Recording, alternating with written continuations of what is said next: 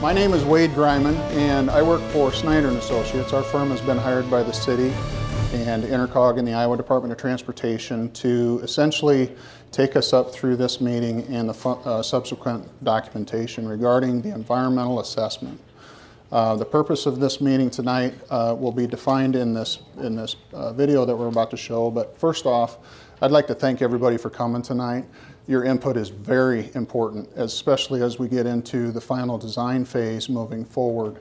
That is essentially the next step. After the video, we're going to allow people to come up and make a presentation or to add comments. We ask that you hold it to 3 minutes, and I've got my little timer here, so we'll make sure that everybody gets an opportunity to speak.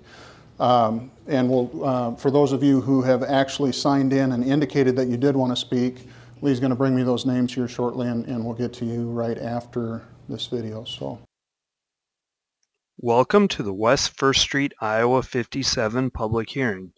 The following is a presentation to review the environmental assessment recently completed for this highway corridor. The study is necessary to comply with federal project development guidelines.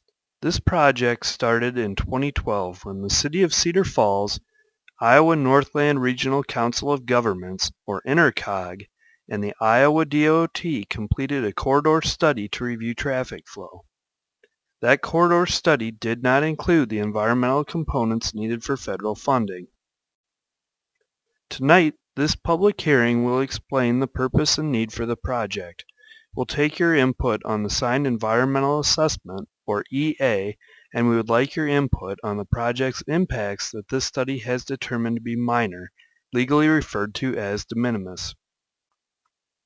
The purpose and need of this project includes improving pavement conditions, providing pedestrian access and mobility, updating roadway geometry to current design standards, reducing conflicts between vehicles and stop transit buses, improving access management, updating and improving utility accommodations, and supporting regional land use change and development.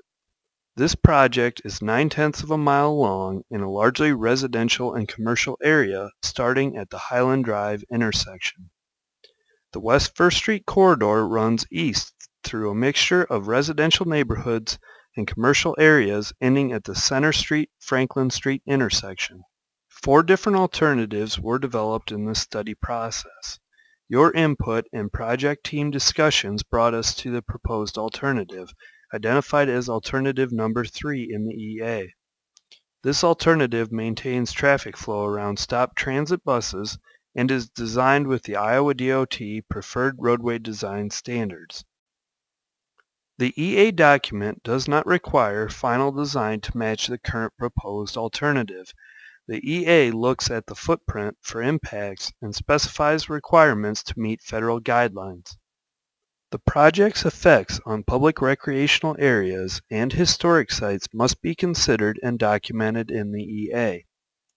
The purpose of the Section 4F Federal Code is to protect these types of resources from being permanently converted to transportation use.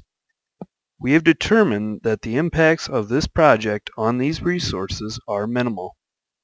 A de minimis impact means that the effects on public parks, recreational areas, or wildlife and waterfowl refuges are minimal, or that the project will have no adverse effect on historic sites, or that no historic properties will be affected. The following table summarizes those minimal determinations. The table lists Cedar Falls historic sites that will be affected by the project. The chart indicates that the effects to these historic sites will also be minimal. The EA document finds this project is necessary for safe and efficient travel within this corridor. The Federal Highway Administration signed the document on August 20th. You may comment on the document through December 17th, 2015. A finding of no significant impact, or FONSI, is the next and final step in the federal approval process, and that should be completed by the end of this year. This allows the city and Iowa DOT to move ahead with the design of the project. The City of Cedar Falls, along with the Iowa DOT, will determine final design decisions. The final design will meet the purpose and need for the EA and fit within the impact area provided in this document. However, final decisions on modifications would be made during the final design phase of the project. If you have any questions or comments after this meeting, you can direct them to Krista Rostad at the Iowa Department of Transportation's District 2 office in Mason City at 1420 4th Street Southeast, or David Sturch with the City of Cedar Falls at 220 Clay Street. You may also direct your comments by telephone at the numbers listed or the emails listed on the screen. The other thing I would like to point out too is that when you walked in at this front table over here, there was an opportunity to grab a brochure. And the brochure on the back side outlines the 7 items that we call our purpose and need statements. And then the section below is a direct answer to each of those purpose and need statements and how we are planning to address those as part of what you saw on the drawings over here. Inside, you will see a map. And that map is an indication of what those environmental constraints are for the project area. Okay? That does not mean that that is the area that we are actually impacting as part of construction, but it does allow us the opportunity to clear those areas for environmentally sensitive areas so that when we do get into construction, that should all be taken care of. So I just wanted to clarify that. Also inside the brochure is a handout that essentially allows you the opportunity to write down your comments. We desperately want to see your comments. If you have a comment, please write it down and please put it in the box. What we do with these is we marry that into the next document, what we referred to as the FONSI, the Finding of No Significant Impact. And we take a look at those as we start to move into the final design phase for the project. So if there are specific issues or concerns that you have with anything on your property or within the corridor as it relates to what you see tonight, please make those comments and drop those in the inbox. If you do not have the opportunity to write those down or you want to take some time to articulate those, please go ahead and take this home. We have 30 days that we're giving you to make those comments and turn those in. You can turn those in to Randy or Michelle or Ron at City Hall, or you can mail it down to John Haldeman with our office at this contact information below. Please get those in by December 17th. That is our deadline for those comments. So, are there any questions before we start getting into, yes? When I look at this picture of the cars, what way is that looking up and down the street? Because you've got a 5-foot sidewalk on one side and a 6-foot on the other. And then I also have another question up there. You are increasing the speed limit to 40? The design speed does not represent the posted speed limit. We typically design a corridor for a speed that's above the speed limit. The speed limit would be posted at 35. And yes, this picture at the bottom, thank you for pointing that out, I didn't clarify that. That is though you were to take if you're standing on the road and you cut the road as if it was a cake, and you look at the side of the cake, this is as you're looking east. Okay, so that 5-foot sidewalk is on the south side, and the 6-foot sidewalk is shown on the north side. Okay? The plan is not to change the speed limit. Nobody drives 30, but it's 30. Yeah, the plan is not to change the speed limit. Why a 6-foot sidewalk? I mean, most of that is 4 foot right now. Correct. Actually, let's do this. If you can come up, and we're going to address these comments, but I want to get through the people that have actually signed up to make comments first. Sandy Kemp, are you here? Come on up. If you could stand up here and speak into the microphone. And when you do come up, please state your name and your address so that we can get that for the record. Watch your step there. Oh, thank you. Good evening. I'm glad to see this many people out here. My name is Sandy Kemp. My address is 822 West 1st Street, and I've been living there for 40 years. My main concern is my driveway. According to the city, my driveway is at a 13-degree angle, which is dangerous. So if I'm backing out onto First Street or pulling out onto First Street, I have to watch specifically, because when I look at the west, the hill is there, and I cannot see beyond the hill. So I start down my driveway, and if there are piles of snow where I can't see any cars coming, then I have to aim for the sidewalk on First Street. And there are many times where instead of staying on the road, I would end up parallel with the sidewalk, sitting on the sidewalk to avoid hitting any cars that were coming. I used 125 pounds of salt this last time. And I've employed people to plow my driveway. But I'm concerned about the safety of my driveway. And listening to the plans, and I've been in the City Hall a number of times, and I have trees that they were not going to take down, and they would not come that high up for the retaining wall. Now I see that there's a possibility of the trees, 40-foot evergreens, might disappear. So I'm concerned about the safety, basically the safety of my driveway, and also the snow removal. I do not have a place to put the snow. Thank you. Thank you, Sandy. Jerry Hummel, are you here? Jerry? Okay. Is there anyone else that's not on the list that would like to come up and speak? Come on up. If you could state your name and your address, please. Jim Lown, 1311 and 1315 West First Street.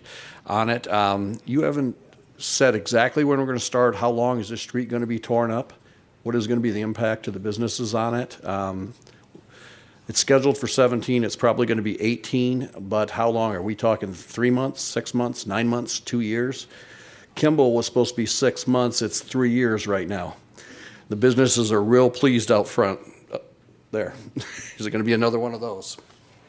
Those are great questions. To answer your first question, as far as the timing of when this project may start, that starts with the funding sources that we currently are looking for. The estimated cost for the project holistically is just short of $11 million. We have approximately $3.5 million that has been allocated for the project so far. So we have approximately $7.5 million that we're still looking to find. As you can imagine, the challenges of locating that in a specific time frame are, we can't nail down the actual time. I would say an estimated start for construction at the earliest would be probably 2018.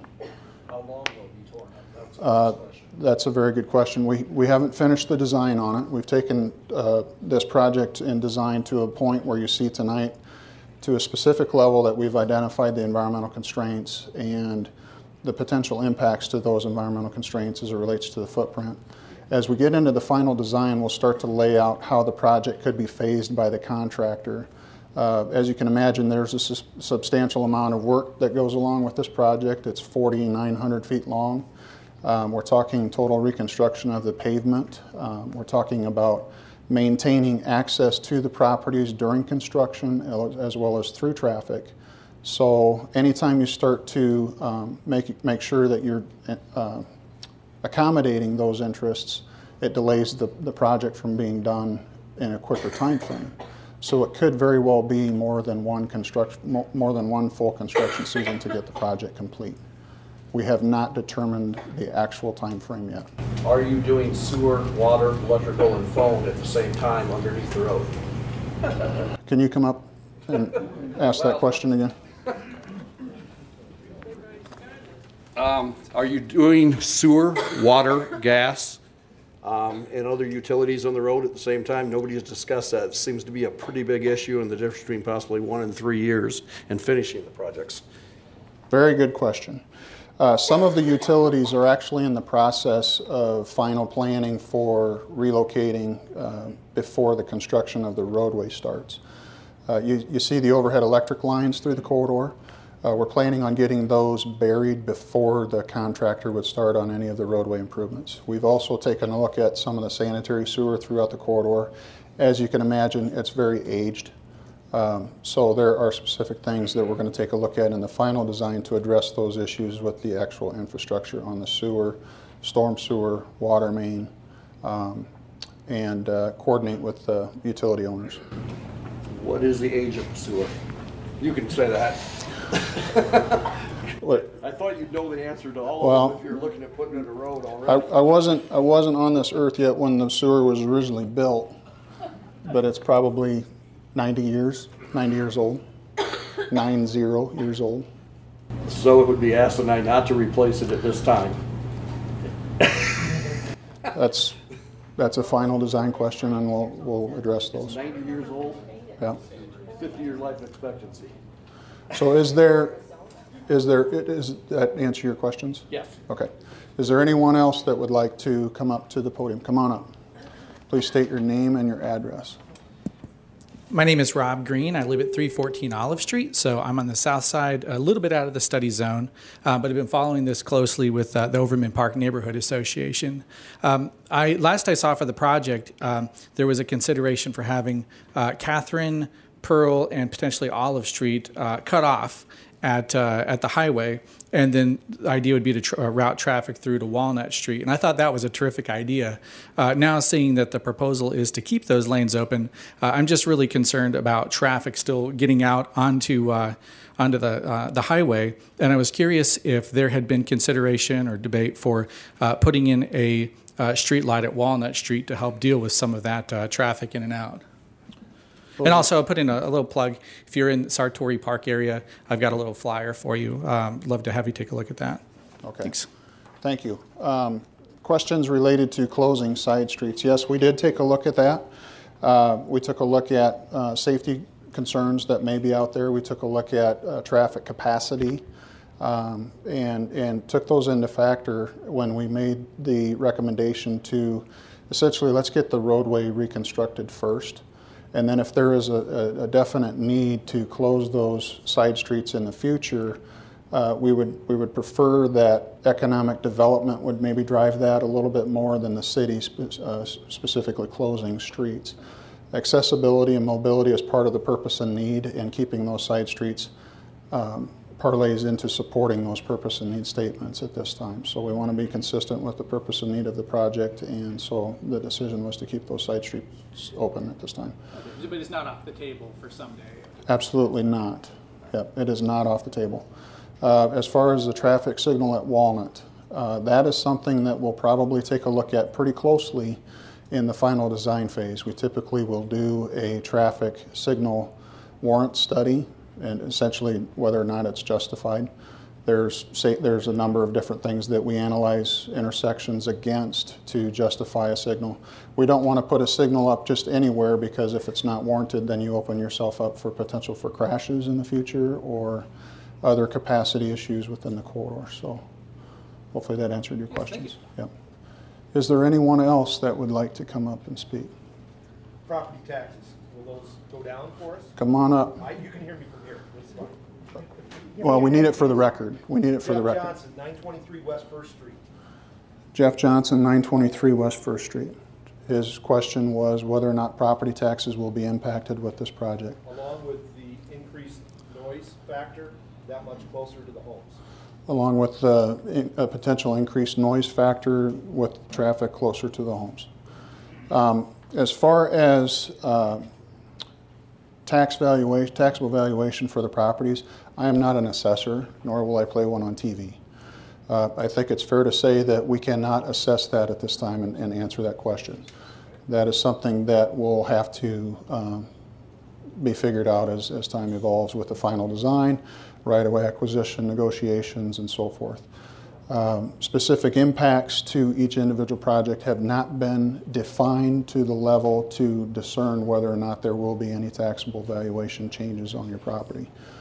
The quickest thing that I can think of is that if there is a property taking on the land, obviously there's a smaller square footage of land valuation that gets taken into consideration for valuation. So those things haven't been determined yet. That's probably the very next step, is to determine what those right-of-way impacts would be. The other question related to noise. As part of this environmental assessment, there is a noise consideration or evaluation that is typically done. The noise level as it relates to the amount of widening on this corridor was considered to be negligible. So that's our answer. I should say de minimis. Are there any other questions? Did that answer your questions? Hold on, Sally. Come on up, Don.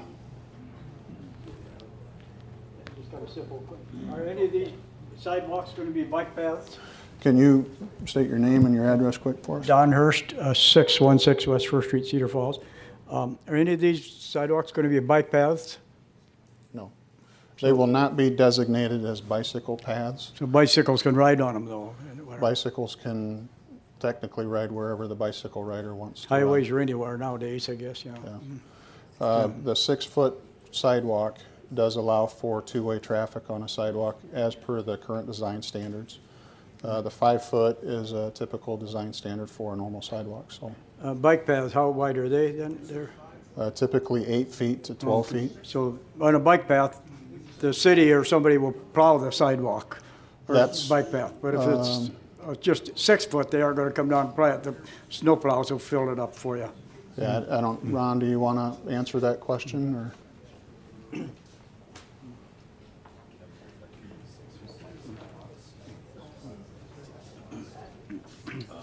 Typically, on a sidewalk, a designated sidewalk, it's the adjacent property owner, and trails that are designated 8 to 12-foot trails in the city are not required to be cleaned, and any maintenance with regard to braking or those type of things, the city takes care of. If they make that one sidewalk a little wider, then I wouldn't have to shovel it, or my daughter wouldn't have to shovel it then. Well, but then the other thing that it impacts is right-of-way. Right-of-way taking. Well, what do you mean that? The wider the envelope or the cross section means the further back that they would have to go into each property for They're right-of-way. almost on my front porch now. Okay, thank you. Thank you, Don. Sally. Sandy, Or Sandy, I'm sorry. when you say the noise is negligible, at 2 o'clock there is a 16-footer that is carrying hogs back and forth at 2 a.m. and it wakes me up. My bedroom is right on First Street. And I don't know, Paul, if you wanted to talk a little bit about the noise, but when we talk about noise comparison versus pre-construction and post-construction, that's that increment that we're talking about. That difference between before and after was considered to be a de minimis difference. That's a federal money. Is that? Yeah, it's a comparison to what the existing conditions are to what it would be after the road would be constructed.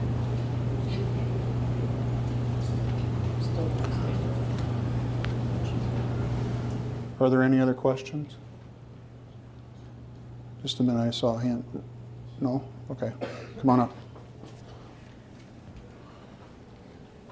Jim Lown again. Is there going to be any property participation?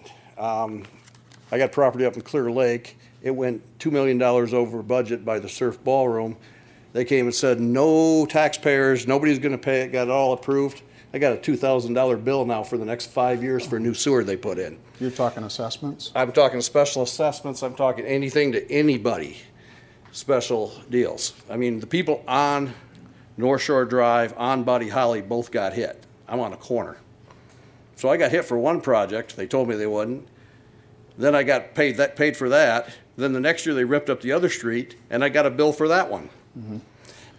Well, and can you guarantee me it's not going to happen? I can't guarantee anything. No.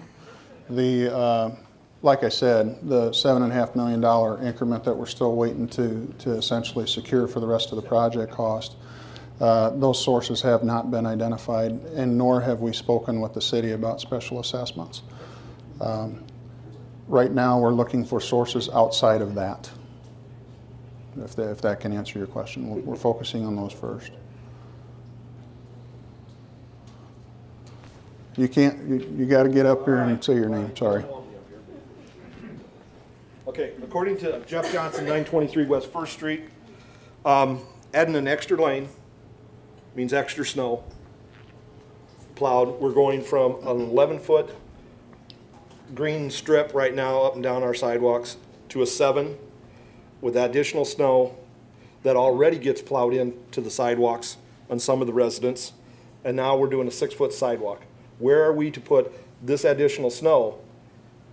On the parking, in our yards, or whatever? Because you've now gone to from a 4-foot sidewalk to a 6-foot sidewalk.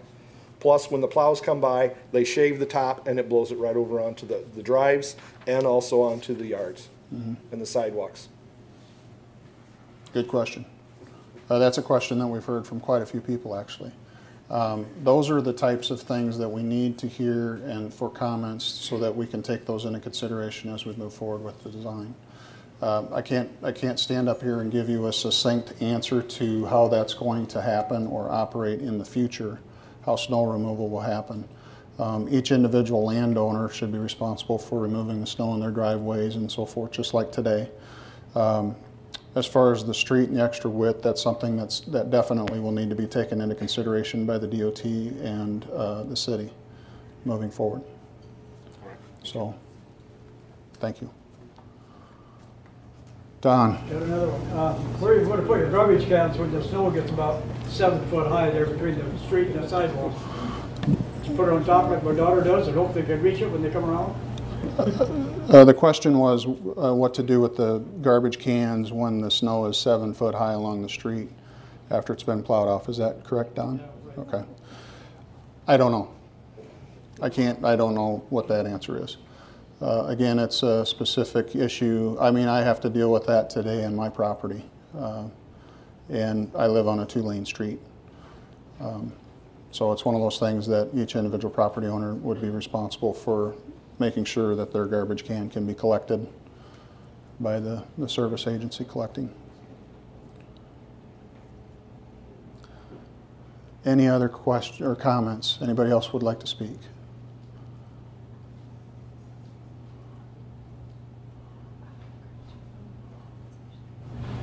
Is there another meeting planned? Okay, there's a question if there was another meeting planned. The answer is it hasn't been set yet, but the next step does involve another public hearing. If there is land acquisition as it relates to the improvements, a public hearing will be held, and it has to be held prior to any negotiations taking place. So that would be the next step. Any other questions or comments? Come on up. Well, my voice is, I've got a terrible cold, so, but I do have some things I'd like to put forth, and I'll fill out, some sheets. Okay. Well, and one thing too, you bring up a good point. Just because you may not be able to come up and speak, or because you'd rather do it more in a one-on-one setting, this meeting is not adjourned yet. We're still going another 20 minutes. Please feel free to fill out that comment sheet either tonight or within the next 30 days. We definitely want your feedback and your input. Again, that helps us to discern what to do for the next steps. And I mean that sincerely. So please fill that out and turn that in. And if there are no other comments, again, I'd like to thank everybody for coming. Thank you.